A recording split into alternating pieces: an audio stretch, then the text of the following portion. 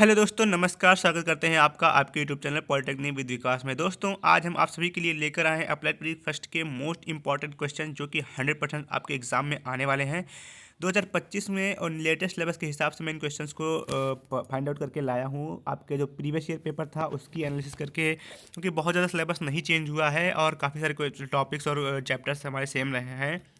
तो उन चैप्टर से मैं ये एनालिसिस करके लाया हूँ कि कौन से चैप्टर जो हमारे रिपीटेड रहे हैं प्रीवियस ईयर पेपर्स में, जो लगातार रिपीट होते रहते थे, उन सभी को मैं बिल्कुल फाइंड आउट करके इसमें लेकर के आया हूँ। और ये मान के चलिए कि आपने यहाँ पर लिखा हुआ है जैसे कि बैक का डर खत्म। आपने अगर इन क्वेश्चंस को अच्छे से पढ़ लिए दोस्तों, तो आपका बैक तो बिल्कुल भी नहीं लगने वाला है। आपके मार्क्स जो है अच्छे खासे आने वाले हैं, ठीक है।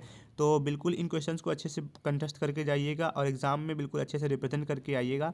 और बाकी जो देखिए दोस्तों, पढ़ना तो होता ही है, और दूसरी चीज़ होती है आपके रिप्रेजेंट करने की स्किल कैसी होती है, आप उन क्वेश्चंस को कैसे रिप्रेजेंट करते हैं, उनको कैसे लिखते हैं, एग्जामिनर्स को क्या बोलते हैं, आपका अपना इंप्रेशन कैसे जमाते हैं।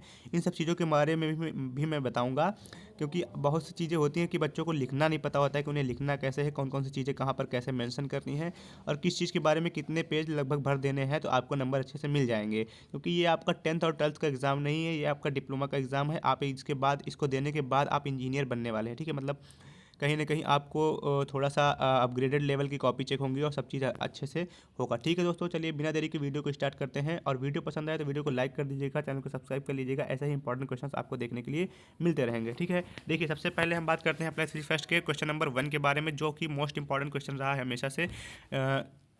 इसके बारे में तो आप सभी को पता होगा कि मूल राशियाँ क्या होती हैं, ठीक है दोस्तों। मूल राशियाँ क्या होती हैं, इस क्वेश्चन से सभी लोग वाकिफ़ हैं, और इस क्वेश्चन को इंपॉर्टेंट की कैटेगरी में रखा ही जाने वाला है, ठीक है। मूल राशियाँ क्या हैं और इनके नाम लिखिए। 7 मूल राशियाँ होती हैं, उन सभी का आपको नाम लिख देना है। उसके बाद में आता है हमारा दूसरा, क्या होता है, T equal to 2 pi under root L upon G की सत्यता की जाँच कीजिए। जैसे होता नहीं, इक्वेशन की सत्यता की जाँच कीजिए, और जैसे कि न्यूटन को डाइन में कन्वर्ट कीजिए। इन सभी क्वेश्चंस को आप अच्छे से पढ़ के जाएंगे, क्योंकि ये हो सकता है आ जाए, क्योंकि पहले आते थे, पहले रिपीटेड क्वेश्चन में हमेशा रहते थे ये इंपॉर्टेंट कैटेगरी में। इस बार भी हो सकता है इनमें से पूछ ले जाए, इसलिए मैंने इस क्वेश्चन को यहाँ पर डाल दिया, ठीक। तीसरा नंबर क्वेश्चन क्या था, डायमेंशनल एनालिसिस की लिमिटेशंस कौन कौन सी होती हैं। पहली होती है कि ये क्या बोलते हैं, साइन कॉस थीटा इन सब की वैल्यूज़ नहीं बताती है, कांस्टेंट की वैल्यू नहीं बताती है, ठीक है। तो इन सभी को आप अच्छे से पढ़ लीजिएगा। क्वेश्चन नंबर 4 की तरफ हम अगर बढ़ें, तो हमारा क्या बोलते हैं, क्वेश्चन नंबर 4 क्या है, एरर एक्यूरेसी प्रिसीजन को समझाइए। हिंदी मीडियम वाले बच्चों को थोड़ी सी प्रॉब्लम होने वाली है, लेकिन फिर फिलहाल आप एरर एक्यूरेसी और प्रिसीजन इन सभी को गूगल करके चेक कर लीजिएगा, अगर आपको इसका हिंदी नहीं पता है, ठीक है। क्योंकि मैं हर चीज़ की अगर हिंदी इसमें बताने लगूंगा तो वीडियो काफ़ी ज़्यादा लंबी हो जाएगी, और आप सभी को तो कम टाइम में ज़्यादा इन्फॉर्मेशन लेने के लिए, मतलब हमेशा से ये आपकी चाह रहती है, ठीक है। तो इसलिए मैं हर चीज़ की हिंदी आपको ना बता करके मैं कुछ टेक्निकल, जैसे कि आप लोग टेक्निकल में पहुंच गए हैं, तो कुछ टेक्निकल वर्ड्स भी होते हैं, तो उनको मतलब हर चीज़ की हिंदी नहीं बोलना चाहिए, ठीक है। तो मैं बताता हूँ सिग्निफिकेंट फिगर। अब मैं सिग्निफिकेंट फिगर, तो आपने इतना तो पढ़ा ही होगा कि सिग्निफिकेंट क्या होता है। सिग्निफिकेंट फिगर एवं उसके रूल्स जो होते हैं वो हमें लगता है 2021 में पूछे गए थे, ठीक है। तो ये सब चीज़ें हैं जो रिपीटेड क्वेश्चन पेपर्स के एनालिसिस के बेसिस पे मैं लाया हूँ। नेक्स्ट क्वेश्चन नंबर 6 क्या है, वेक्टर एडिशन के त्रिभुज का नियम। देखिए, त्रिभुज का नियम तो ज़्यादा इंपॉर्टेंट है, क्योंकि जो है चतुर्भुज के नियम को केवल स्टेटमेंट है आपके सिलेबस में, लेकिन त्रिभुज का नियम जो है आपका है, ठीक। इसको आप अच्छे से पढ़ लीजिएगा, ठीक है।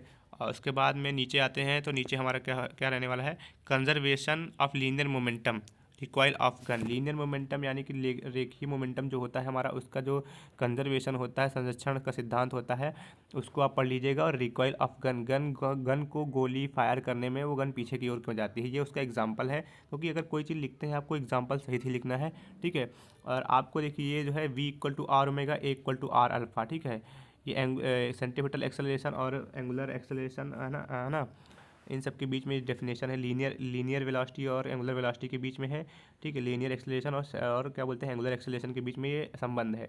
ये आपके 2 मार्क में भी आ सकते हैं, या फिर आपके 5 मार्कर में भी आ सकते हैं। 2 मार्क में आएगा तो छोटे में डिफाइन कर दीजिएगा, 5 मार्कर में आएगा तो आप उसको अच्छे से ब्रीफली डिफाइन करके वो इस प्रूफ के साथ लिख कर आएंगे, ठीक है। नेक्स्ट आता है सेंटीपिटल फोर्स और सेंट्रीफ्यूगल फोर्स, यानी अपकेंद्री बल और अभिकेंद्री बल। इन दोनों के बीच में क्या बोलते हैं, अंतर बताइए, या फिर इनको समझा करके, जैसे कि बेंडिंग ऑफ साइकिलिस्ट और बैंकिंग ऑफ रोड। इन दोनों में से दोस्तों हमेशा से ये ब्यूटी यूपी के ये फेवरेट क्वेश्चंस रहे हैं कि बेंडिंग ऑफ साइकिलिस्ट या फिर बैंकिंग ऑफ रोड में से दो में से कोई एक टॉपिक हमेशा से पूछ लिया जाता है, और ये वाला तो हमारा लास्ट ईयर भी पूछा गया था। ये वाला हमारा लास्ट ईयर भी पूछा गया था कि बैंकिंग ऑफ रोड क्यों होती है, यानी कि रोड जो हमारी बनाई जाती है वो थोड़ा सा टेढ़ी और स्लोपदार क्यों बनाई जाती है। ठीक है, नेक्स्ट क्वेश्चन नंबर 10 है आपका केपलर का नियम। केपलर का नियम क्या है? के इक्वल टू आर क्यूब करके ऐसा केपलर का नियम होता है, उसको आप पढ़ लीजिएगा। ये 2 मार्कर में आना फिक्स है। अगर एक एक पूछता है, अगर दोनों को पूछ लेता है तो क्या बोलते हैं, केपलर के दोनों नियम मतलब को पूछ लेता है तो उसमें से क्या बोलते हैं 5 नंबर में आना आपका मतलब है कि आ ही सकता है। ठीक है, जी की वैल्यू पृथ्वी की सतह से ऊपर या नीचे जाने पर। देखिए ऊपर जाने पर या तो पूछेगा या तो फिर नीचे जाने पर पूछेगा, इन दोनों में से एक क्वेश्चन आपका आना फिक्स रहेगा। ठीक है, तो ये मान के चलिए कि ऊपर या नीचे जाने पर दोनों पर आपको पढ़ लेना है कि जो जी की वैल्यू घटती है बढ़ती है उसके ऊपर क्या इफेक्ट पड़ता है। ठीक है, जी कैपिटल जी और स्मॉल जी में रिलेशन, ये आपका 2 मार्कर क्वेश्चन में आएगा। ठीक है, जी इक्वल टू होता नहीं, G equal to G M E M upon R E square, ये रिलेशन जो होता है इसको आप पढ़ लीजिएगा। ये आपका ये तो 2 नंबर में आ ही सकता है या फिर एक मार्कर में पूछ लिया जाएगा कि कैपिटल जी और स्मॉल जी में रिलेशन क्या होता है। ठीक है, घर्षण एवं उसके मैकेनिकल अनुप्रयोग, भैया इसको 100% क्वेश्चन की कैटेगरी में रख लीजिए। इसको आप 100% क्वेश्चन की कैटेगरी में रख लीजिए कि आपको 100% घर्षण से क्वेश्चन क्वेश्चन आपका आना फिक्स रहता है। या तो घर्षण पूछ लेगा या तो फिर उसका अनुप्रयोग पूछ लेगा, मैकेनिकल अनुप्रयोग पूछ लेगा, डेली लाइफ में अनुप्रयोग पूछ लेगा। तो ये आप पढ़ सकते हैं आसानी से कि जो हम लोग चलते हैं, मतलब बहुत सी चीज़ें हैं उनको आप अच्छे से पढ़ लीजिएगा। बहुत ही इजी टॉपिक है घर्षण हमारा। उसके बाद आता है radius of gyration. Radius of gyration I equal to M K square. I equal to जो होता है एम के स्क्वायर। ठीक है, हमारा रेडियस ऑफ जाइरेशन क्या होता है? आई equal to M K square. ये भी आपका इंपॉर्टेंट क्वेश्चन रहा है क्योंकि अगर एक मार्कर में पूछ सकते हैं, इसको 2 मार्कर में पूछ सकते हैं। ठीक है, तो रेडियस ऑफ जाइरेशन से क्वेश्चन 100% फिक्स है। 1 नंबर, 2 नंबर, 5 नंबर तक में भी आता है ये। ठीक है, अगर रेडियस ऑफ जाइरेशन 5 नंबर में पूछेगा तो उसको मोमेंट ऑफ इनर्शिया के साथ पूछेगा, यानी कि जड़त्व आघूर्ण के साथ ही उसको पूछेगा। ठीक है, टॉर्क क्या होता है? टॉर्क बेसिकली पढ़ लीजिएगा आप। ये आपका हो सकता है 1 मार्क में पूछ ले, 2 नंबर में पूछ ले। तो ये छोटे छोटे टॉपिक्स हैं, आप इनको अगर मिस कर देते हैं तो फिर ये होगा ना कि आपको थोड़ा सा पेपर मतलब 1-2 नंबर की वजह से भी गड़बड़ हो सकता है। ठीक है, तो हो सकता है आपने 5-5 नंबर वाले सारे कर लिए बट 1-2 नंबर वाले एक भी नहीं किए, फिर भी आपका पेपर जो है वो अच्छा नहीं जाएगा। तो हमारा ये उद्देश्य है कि आपका पेपर अच्छा जाना चाहिए, आपको अच्छे से एग्जाम में बिल्कुल फाड़ के आना है। ठीक है, परपेंडिकुलर एक्सिस थ्योरम जो होती है और पैरेलल एक्सिस थ्योरम, देखिए ये भी जो है बीटीयूपी की फेवरेट रही हैं। परपेंडिकुलर एक्सिस थ्योरम पूछेगी या फिर पैरेलल एक्सिस थ्योरम पूछेगी। ये तो वैसे तो आपका जो आगे आपका सेमेस्टर आने वाला है उसमें मैकेनिक्स जो है उस सब्जेक्ट में ये ज़्यादा पूछी जाती है, लेकिन यहाँ पर आपकी स्टेटमेंट है तो कुछ कहा नहीं जा सकता है। लास्ट ईयर में जो है हमारे शायद परपेंडिकुलर या पैरेलल एक्सिस दोनों में से कोई ना कोई एक थ्योरम जो है हमारी लास्ट ईयर आई हुई थी। इस वजह से मैंने इस क्वेश्चन को भी यहाँ पर डाल दिया है कि आप इसको भी अच्छे से पढ़ कर जाएंगे। ठीक है, नेक्स्ट हमारा आता है भाई साहब मोस्ट इंपॉर्टेंट क्वेश्चन से मोस्ट इंपॉर्टेंट कैटेगरी में रहने वाला क्वेश्चन है हमारा स्ट्रेस स्ट्रेन डायग्राम एवं उसके अवयव। स्ट्रेस स्ट्रेन डायग्राम भैया जो होता है हमारा क्या होता है? विकृति और क्या बोलते हैं स्ट्रेस ना स्ट्रेस स्ट्रेन डायग्राम जो होता है हमारा वो आप अच्छे से पढ़ लीजिएगा भाई साहब। जैसे करके हमारा ये वाला डायग्राम जो बनता है ये ऐसे जा करके ऐसे जो होता है ब्रेक डाउन होती हैं, उन सभी को आप अच्छे से पढ़ लीजिएगा। उसमें जो जो टर्म होते हैं, इलास्टिसिटी होता है हमारा, मॉडुलस ऑफ वो क्या बोलते हैं इलास्टिक लिमिट होती है हमारी, ये सब जो होते हैं टॉपिक्स इनको आप अच्छे से पढ़ लीजिएगा, उनको वहाँ पर डिफाइन भी कर दीजिएगा। ठीक है, तो ये आपका जो है बीटीयूपी का बहुत ही फेवरेट क्वेश्चन रहा है हमेशा से। उसके बाद में आते हैं नेक्स्ट नंबर का क्वेश्चन हमारा क्या हुक्स लॉ, हुक का नियम आपका 2 नंबर में आएगा। हुक का नियम आपका 2 नंबर में आएगा। एटमॉस्फेरिक प्रेशर क्या होता है और एब्सोल्यूट प्रेशर क्या होता है, गेज प्रेशर क्या होता है, ये भी आपके हो सकता है। तीनों को अगर पूछ लिया कि जो हमारा प्रेशर होता है उसके प्रकार बताइए तो आपका 5 नंबर में पूछेगा। और अगर आपका एक एक कोई डेफिनेशन पूछता है तो 2-2 नंबर में आ जाएंगे। ठीक है, तो इसमें इनमें से भी कोई ना कोई एक क्वेश्चन रिपीटेड मिल जाएगा आपको। नेक्स्ट अगर हम बात करते हैं पृष्ठ तनाव क्या होता है उसका विवरण कीजिए और एंगल ऑफ कॉन्टैक्ट को समझाइए। तो पृष्ठ तनाव से क्वेश्चन आना फिक्स है। या तो पूछ लेगा उसके अनुप्रयोग कौन कौन से हैं, हाँ, और उसके हानि लाभ पूछ सकता है, या फिर एंगल ऑफ कॉन्टैक्ट पूछ लेगा आपसे। तो ये आप बिल्कुल पढ़ के जाइएगा। फिर उसके बाद आता है हमारा स्टोक का नियम क्या होता है, ये भी आपका 2 नंबर में पूछ लिया जाएगा। धारा रेखीय प्रवाह, विक्षुब्ध प्रवाह और रेनॉल्ड नंबर। अगर आपसे धारा रेखीय और विक्षुब्ध प्रवाह पूछता है तो इन दोनों को लिखने के साथ साथ आपको वहाँ पर रेनॉल्ड नंबर जरूर लिख देना है। लेकिन अगर एक चीज़ और जान लीजिए, अगर आपसे केवल रेनॉल्ड नंबर पूछता है, अगर आपसे केवल रेनॉल्ड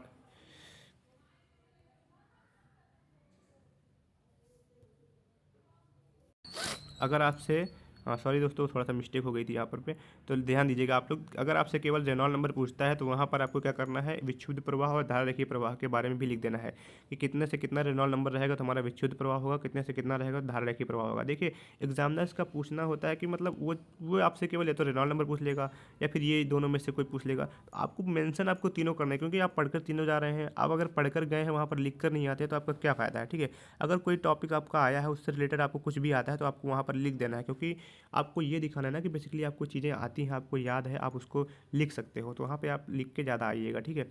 बर्नौली प्रमेय क्या होती है, ठीक है, बर्नौली प्रमेय क्या होती है और उसके अनुप्रयोग। देखिए यहाँ पर इसको आने के चांसेस कम है, क्योंकि केवल इसकी स्टेटमेंट है, आपके पेपर में प्रूफ वगैरह इसका शायद नहीं है, तो मतलब शायद क्या है ही नहीं, केवल उसमें लिखा था, केवल आपके सिलेबस में केवल स्टेटमेंट है। बट बर्नौली प्रमेय अगर है तो सिलेबस में वो आनी फिक्स है। अगर आपसे स्टेटमेंट केवल पूछेंगे तो 2 नंबर में पूछ सकते हैं, इसको आप पढ़ के जाएंगे, ठीक है। ऊष्मा एवं तापमान में अंतर, ठीक है भाई, ऊष्मा और तापमान में अंतर, ये आपका 2 मार्कर में आ सकता है, हो सकता है 5 नंबर भी पूछ लिया जाए, तो 5 नंबर में आए तो 5 पॉइंट लिख दीजिएगा, 2 नंबर में आए तो केवल डेफिनेशन लिख के आप आगे बढ़ जाइएगा, ठीक है। संचालन, संवहन और विकिरण, कंडक्शन, कन्वेक्शन और रेडिएशन, भाई साहब इसको आप पढ़कर जाएंगे। इसमें इन तीनों में से कोई ना कोई आपके पेपर में दिखाई आपको देने वाला है, 1 नंबर में, 2 नंबर में, 5 नंबर में, इनके आने के चांसेस 100% है, ठीक है। नेक्स्ट आता है हमारा रेखीय प्रसार, क्षेत्रीय प्रसार एवं आयतन प्रसार गुणांक, ठीक है। इनकी इस क्वेश्चन को भी आप 100% की कैटेगरी में रख लीजिएगा, ये भी आपका पेपर में देखने को मिलने वाला है, ठीक है। नेक्स्ट आता है हमारा 24 नंबर क्वेश्चन, क्या है, मरकरी थर्मोमीटर क्या होता है, उस पर संक्षिप्त टिप्पणी कीजिए। अभी आपका जो थर्मोमीटर जो है ये आपका नया टॉपिक जुड़ा हुआ है, तो थर्मोमीटर के बारे में आप अच्छे से पढ़ लीजिएगा, मरकरी थर्मोमीटर क्या होता है। और बैरोमीटर एक टॉपिक था आपके पेपर में सिलेबस में, उसको भी अच्छे से पढ़ लीजिएगा। नेक्स्ट आता है कोणीय विस्थापन, कोणीय त्वरण, फ्रीक्वेंसी, टाइम पीरियड, विशिष्ट ऊष्मा, इक्वेशन ऑफ कॉन्टिन्यूटी। ये आपके क्वेश्चंस हैं जो 2-2 मार्कर के क्वेश्चंस हैं। इनमें से कोणीय विस्थापन, कोणीय त्वरण और इक्वेशन ऑफ कॉन्टिन्यूटी बहुत ही इंपॉर्टेंट कैटेगरी में है। Continuity basically equation of continuity क्या होती है, ये आपको अच्छे से पढ़ लेना, ठीक है। ये आपके पेपर में आने के चांसेस बहुत ज़्यादा हैं। नेक्स्ट आते हैं शॉर्ट क्वेश्चंस, जो हमारे 1 नंबर 2 नंबर में आने वाले क्वेश्चंस हैं, जो 100% की कैटेगरी में है, जैसे कि डिग्री सेल्सियस एवं फ़ारेनहाइट का समान कौन से तापमान पर समान रहते हैं, ठीक है। ये लास्ट ईयर क्वेश्चन आया हुआ था कि डिग्री सेल्सियस और फ़ारेनहाइट किस तापमान पर समान रहते हैं। नेक्स्ट क्या है, जड़त्व आघूर्ण के फार्मूला, रिंग के लिए, डिस्क के लिए और स्पेयर के लिए। ये फार्मूला छोटे छोटे हैं, एक नंबर में पूछ लिए जाएंगे, ठीक है। नेक्स्ट क्या होता है, श्यानता क्या होती है, हो सकता है श्यानता की परिभाषा पूछ ले 2 नंबर में। पृष्ठ तनाव होता है, उसका विमित सूत्र पूछ ले 2 नंबर में, 1 नंबर में। तो ये सब क्वेश्चंस थे जो आपके इंपॉर्टेंट क्वेश्चन रहे हैं फिजिक्स के। दोस्तों देखिए, बेसिकली हम आपको एक चीज़ बताना चाहेंगे पेपर से रिलेटेड, उसको आप सुन करके जाइए, क्योंकि आप लोग को वीडियो स्किप करने की बहुत ज़्यादा जल्दी होती है। आप लोग सीधे आते हैं वीडियो में और वीडियो को मतलब देखते हैं, उसके बाद में स्किप करके चले। देखिए पेपर में आपको लिखना कैसे है, लिखना इस प्रकार से है, जैसे मान लीजिए कोई टॉपिक आपसे पूछा है, कोई भी टॉपिक आपसे पूछा है, उससे रिलेटेड जो 2-3 टॉपिक उसके आगे के पीछे के, उनको भी अच्छे से लिख मतलब पढ़ के जाइएगा। पढ़ के तो आप बेसिकली पूरा सिलेबस जाने वाले हैं, बट इन क्वेश्चंस को आप ज़्यादा ध्यान देंगे, क्योंकि इनमें से इंपॉर्टेंट क्वेश्चन, देखिए इंपॉर्टेंट क्वेश्चन जो है मैंने बताए हैं, उनमें से जो मैं मोस्ट इंपॉर्टेंट 100% की कैटेगरी में रखे हैं, उनको आप बिल्कुल अच्छे से लिख के प्रैक्टिस करके जाएंगे, ठीक है। और देखिए दोस्तों, हम एक चीज़ आपको ये बताएंगे कि एग्ज़ाम में जो होता है वो आपको मतलब ये है कि डायग्राम बहुत इंपॉर्टेंट है। डायग्राम अगर आप अच्छे से बना करके आते हैं, कोई भी क्वेश्चन हो, मैं कह रहा हूँ कि धारा रेखीय प्रवाह, विच्छुद्ध प्रवाह है, आप उसका भी डायग्राम बना दीजिए, ठीक है। बर्नौली प्रमेय है, उसका डायग्राम बनाइए। कहीं पे भी अगर डायग्राम पॉसिबल है तो डायग्राम बना कर आइए। जितना एग्जामिनर ने पूछा है उससे थोड़ा सा ज़्यादा लिखने की कोशिश कीजिए। ज़्यादा लिखने का मतलब ये नहीं कि आपने पन्ना भर दिया बाकी कोई भी गाथा लिख दी।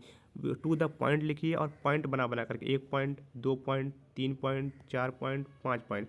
अगर 5 नंबर का क्वेश्चन है, आपने 7 पॉइंट लिख दिए, तो आपके जो है 3 से 4 नंबर फिक्स हो जाएंगे। देखिए दोस्तों, पूरे के पूरे नंबर तो एग्जामिनर नहीं देता है, बहुत रेयर केस में जो होते हैं आपके एग्जामिनर से पूरे नंबर मिलते हैं, ठीक है। तो ये मेरी कुछ टिप्पणी थी, कुछ मतलब आपके लिए कुछ सजेशंस थी, आपने उनको फॉलो करना है और अपने एग्जाम्स को अच्छे से देकर के आना है। मेरी तरफ से आप सभी को best of luck. Thank you for watching video. मिलते हैं अपने नेक्स्ट वीडियो में, तब तक के लिए tata bye bye, love you all. अपने फ्रेंड्स के पास इस वीडियो को शेयर कर दीजिएगा, चैनल पर नए हैं चैनल को सब्सक्राइब कर लीजिएगा। मिलते हैं अपने नेक्स्ट वीडियो में, लव यू ऑल।